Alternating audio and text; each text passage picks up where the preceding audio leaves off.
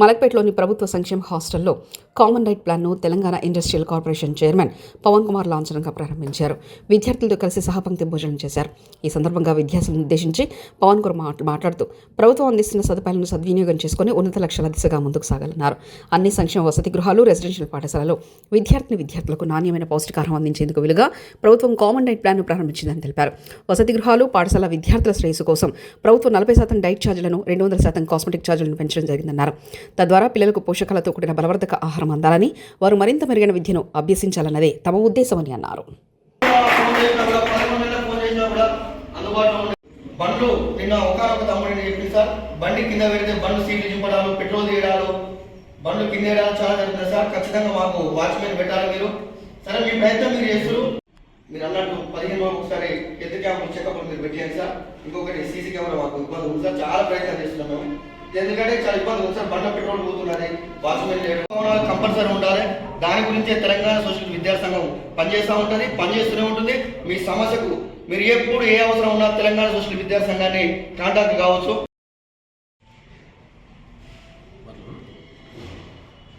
ఈరోజు Telangana social student association ఆధ్వర్యంలో కొన్ని సంక్షేమ హాస్టల్స్ విజిట్ చేయడం జరిగింది. దాంట్లో భాగంగా మలక్పేట నియోజకవర్గంలో రాష్ట్ర ప్రభుత్వం ఈరోజు 14/12/2024 రోజు డైట్ బడ్జెట్ను లాంచ్ చేసే విధంగా రాష్ట్ర వ్యాప్తంగా సంక్షేమ హాస్టల్ గురుకులాలలో ఈరోజు లాంచ్ చేసే విధంగా మినిస్టర్లు, ఎమ్మెల్యేలు, ఎంపీలు, ఎమ్మెల్సీలు, ప్రభుత్వ ఉన్నతాధికారులు అందరూ కూడా సంక్షేమ హాస్టళ్లను, గురుకులాలను, ఎస్సీ, ఎస్టీ, బీసీ హాస్టళ్లను సందర్శించి అక్కడ విద్యార్థుల యొక్క మెనూను పరిశీలించి వాళ్ళ యొక్క భోజనం నాణ్యతను, వాళ్ళ యొక్క ఏ విధంగా ఉంది, రుచికరంగా ఉందా లేదా అనే విషయాలను చూడాలని రాష్ట్ర ముఖ్యమంత్రి రేవంత్ రెడ్డి గారు ఆదేశించడం జరిగింది. ఈ యొక్క అంశాలు ఏదైతే ఉందో దాన్ని తెలంగాణ సోషల్ స్టూడెంట్ అసోసియేషన్ స్వాగతిస్తుంది. స్వాగతించడంతో పాటు ఇదే విషయాన్ని మేము 100% ప్రతిరోజు జరిగే విధంగా ఉండాలని తెలంగాణ సోషల్ స్టూడెంట్ అసోసియేషన్ రాష్ట్ర ప్రభుత్వం డిమాండ్ చేస్తుంది, హెచ్చరిస్తుంది. లేని పక్షంలో పెద్ద ఎత్తున ఉద్యమాలు చేస్తామని మేము తెలియజేయడం జరుగుతుంది.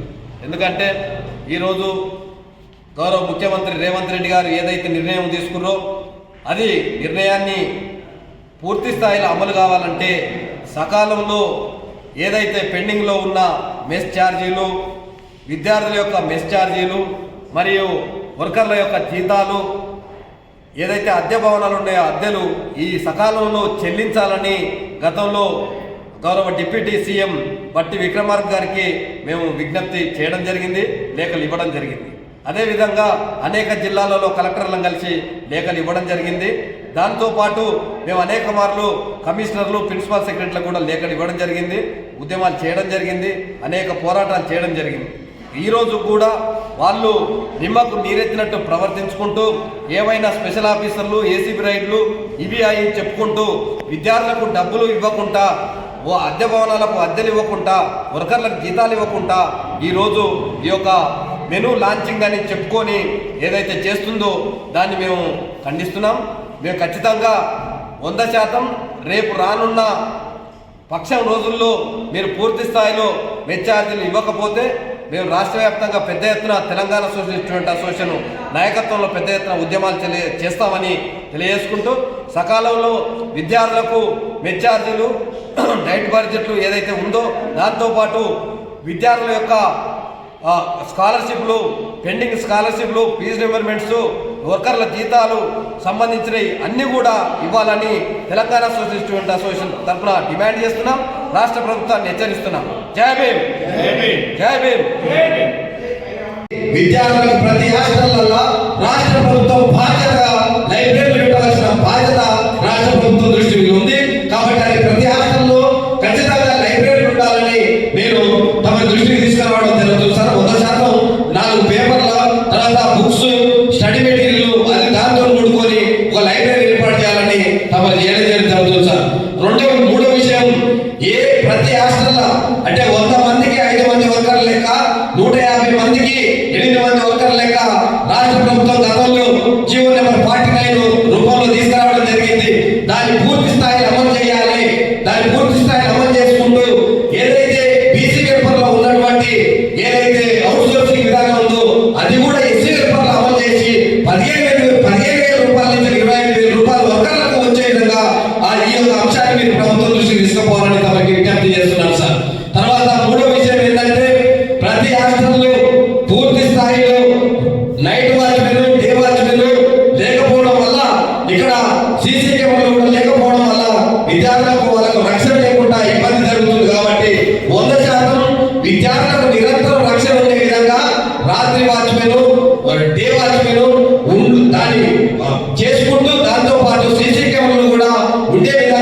మీరు తమను కలెక్టర్ గారి దృష్టికి తీసుకుపోవాలని తమని తెలియజేసుకుంటూ మరొక అంశం ఏంటంటే ఏదైతే మనకు డ్రింకింగ్ వాటర్ ఉందో డ్రింకింగ్ వాటర్ ప్రతి 15 days ఒకసారి శుభ్రపరచుకుంటూ దాన్ని అవసరమైతే కొంచెం అనిల్ కుమార్ లో లీకేజ్ అయ్యారని చెప్పి బిల్డింగ్ ఓనర్ దగ్గర పోతే ఏమంటున్నారంటే మాకు బిల్లులు రావట్లేదు, మేము చేయడం బిల్లులు వస్తే మేము ఎందుకు ఏమంటున్నాం అంటే మేము ఏమంటున్నాం అంటే ఒక మాట మీకు తెలియజేసింది ఏంటంటే కిరాయికి మనం ఉంటున్నాం కాబట్టి మన కోపం వచ్చినా మనమే బయటకు పోవాలి, ఇంటి ఓనర్ కోపం వచ్చినా మనమే కాంగ్రెస్ గాంధీల కపటమే పూలము పందాము కాదికుంటున్నావు కాంగ్రెస్ గాంధీల కపటమే పూలము పందాము కాదికుంటున్నావు బాబాసాహెబ్ నీకు జోహారు తీర పాండవుల నీకు జోహారు స్నేహమేరా జీవితానికి వెలుగునిచ్చే వెన్నెరా స్నేహమేరా బ్రతుకు బాటకు నీడనిచ్చే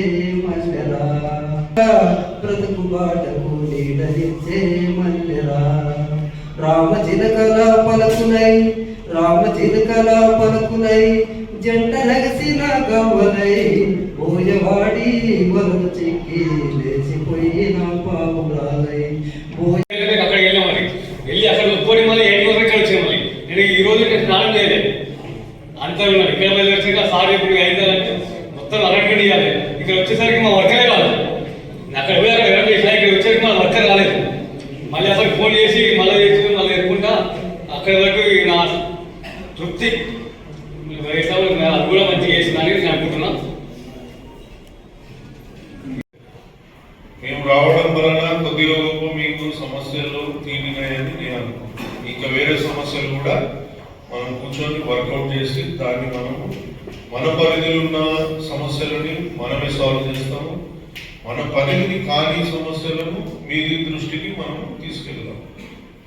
కానీ నేను అబ్జర్వ్ చేసింది ఏంటంటే మీ దగ్గర మీరు కూడా మీ సహకారం అందించాలి. నేను నిన్న రాత్రి వచ్చిన నీళ్లు పోతున్నాయి మీద, అక్కడ 3 ఉన్నారు కానీ ఎవరు పట్టించుకుంటారు. నీళ్ళు పోతున్నాయి పారుతూనే మొత్తం. మళ్ళీ నేను బాబు ఎవరు ఉంటే చెప్తే ఆయన కింద వరకు చెప్పాడు. కిందికి వచ్చే లోపల 3 చెప్పాల్సి వచ్చింది. 3 చెప్పిన తర్వాత అది బంద్. అప్పటిదాకా నీళ్ళు వేస్ట్. మనము ఎట్లా అంటే మనది కాదు అనుకోకూడదు. ఈ హాస్టల్ మనది, ఇది మన ప్రాంతం. మనం ఉన్నంత వరకు మనం ఇక్కడ మనం ఎగ్జాంపుల్ చెప్పాలంటే బస్సు ఎక్కినాం, బస్సు మన కాదు. కానీ ఎక్కడైనా సీటు ఫస్ట్ దెబ్బదలు చూసుకున్నాం.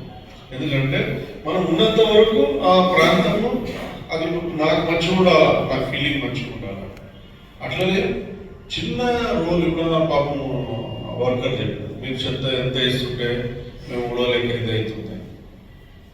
జస్ట్ కొన్ని మైనర్ థింగ్స్ మనము జాగ్రత్తలు తీసుకుంటే ఒక మనిషి ఉంటాడు, మనం 80 మంది ఉంటాం. చెత్త చేసేది 80 మంది, వర్కర్ ఒక్కడు.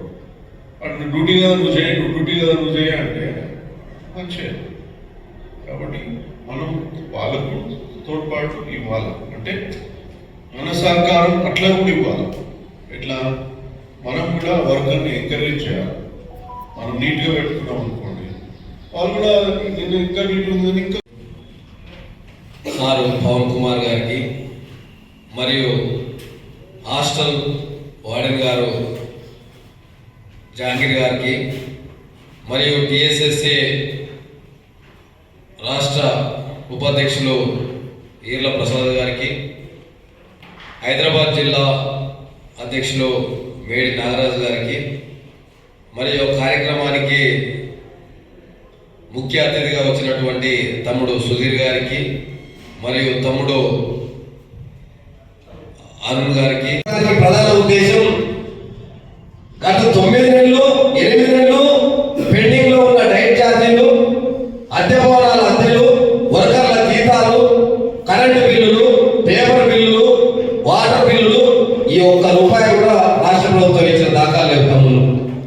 అయినా మేము డైట్ బడ్జెట్ పెంచినామని 40 రోజుల కింద పెంచినామని జీవోలు ఇచ్చిన, జీవో నెంబర్ 9 ఇచ్చిన 40 రోజులు గడిచినాక కూడా ₹1 కూడా ఇవ్వకపోను.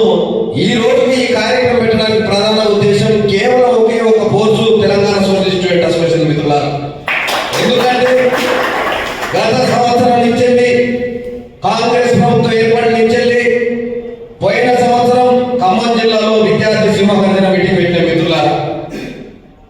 పాఠశాల యొక్క డైట్ బడ్జెట్ పెంచాలి, పెంచిన బడ్జెట్